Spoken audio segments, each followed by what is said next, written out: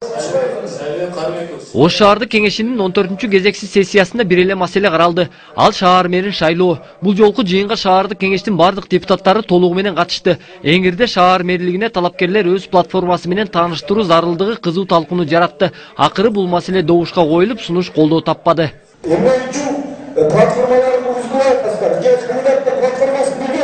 Мындай наразы пикирлер эске алынган жок. Ошентип 7 партиянын лидери ар бири бюллетенди кылдат көзөмөлдөн өткөрүп санап чыккан соң сырттагы депутаттар бирден кирип добуш берүүгө киришти. Добуш берүүнүн жүрүшүндө депутаттардын айрым жосунсуз жоруктары үчүн шайлоо комиссиясынын мүчөлөрүнөн да бир топ эскертүү берилди. Ага карабай мындай аракет улана бергендиктен көзөмөл салган депутаттар арасында чыр чыкты.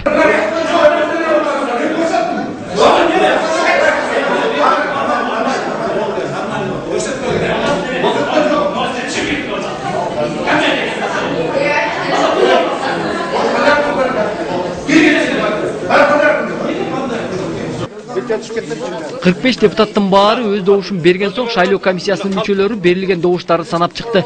Жыйынтыгында 25 добуш Айтамат Кадырбаев үчүн берилсе, 19-у Мелис Мырзакматовду колдогон. Ал эми бир бюллетен жараксыз деп табылды.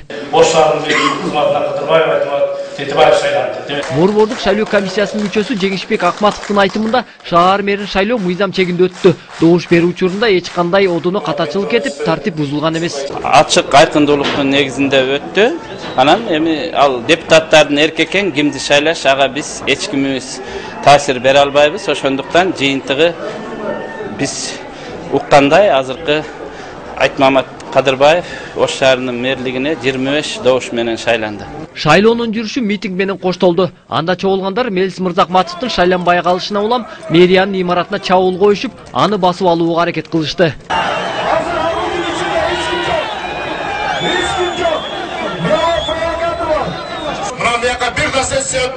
Көп өтпөй эле Мелис Мырзакматов эл алдына чыгып, жактоочулар менен жолукту. Анда ал бүгүндөн баштап Улуттар биримдиги фракциясы тарай тургандыгын айтты. Ошол эле учурда аянтка келгендерди кызуу кандуулук калтырбай, үйлөрүнө тароого чакырды. Урматтуу жаштар, урматтуу чабандыз мененилерим, кызуу кандуулукка алдырбаңыздар. Кызуу кандуулукка алдырып, шойконду баштабаңыздар.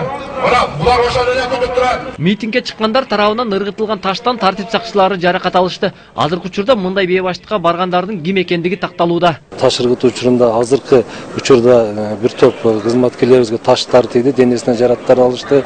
2 офицерибизди белгисиз жарандар бур топмукка да алып жиберишти.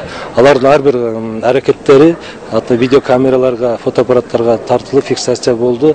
Азыр атайын тергөө ыкчам тобу иштеп жатат. Түш ооп борбордук аянтка келгендер тарап кетти. Учурда кала ичи тартип сакчыларынын көзөмөлүндө. Авазбек Айтиев, Акжол Айбашев, Коомдук 1 канал, Ош шаары.